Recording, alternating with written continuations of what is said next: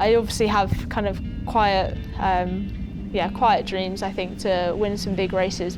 The problem with me is I'm typical British, I'm quite realistic, so like I'm not very outwards with my kind of dreams and goals. I'm a big believer in it'll happen, yeah, if it's meant to be.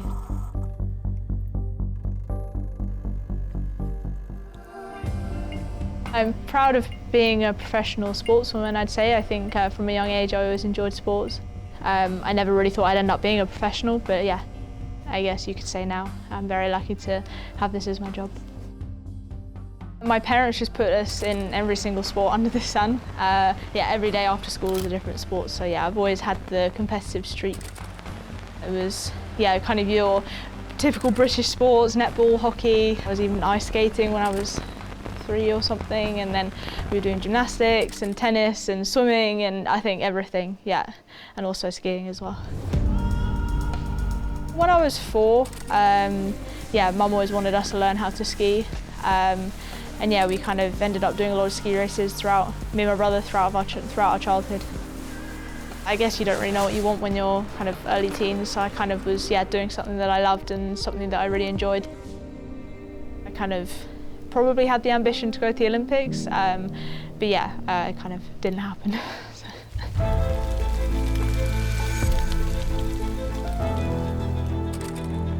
I actually started cycling when I was, racing when I was actually a second-year junior, so I've actually been, in cycling since I was relatively young, I'd say. Yeah, I didn't come through the youth ranks, but yeah, it's kind of not really kind of like a late in life swap. Yeah, I had an injury to my leg and it was kind of the decision, do I go back to skiing or I kind of found cycling through rehab, so yeah, I eventually just chose cycling. I think I enjoyed it more and I kind of filled the hole in my heart with sport with cycling, and I think, yeah, it just kind of went on from there.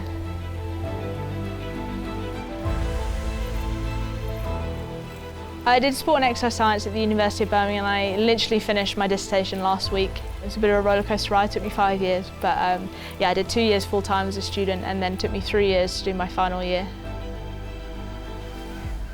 It seems easy at first. On the tin it's like, well, yeah, I just ride my bike for a couple of hours a day and then, yeah, it's fine to just do schoolwork in the afternoon, but actually it's hard, it's really hard.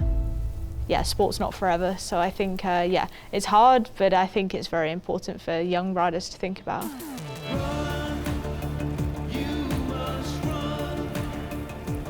Tour de France, July, yellow jersey, I think it represents cycling, and yeah, a lot of hopes and dreams of a lot of riders.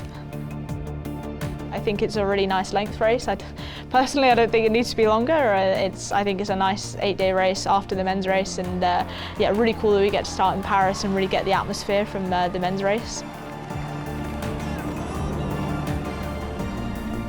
Yeah, it's funny, you can now, you know, when one of your friends who knows nothing about cycling, they ask, oh, do you ride the Tour de France? And I can finally say yes, so yeah, it's something funny like that, but it's also, yeah, a big honour as well, because not a lot of people can say that they're getting to ride this race.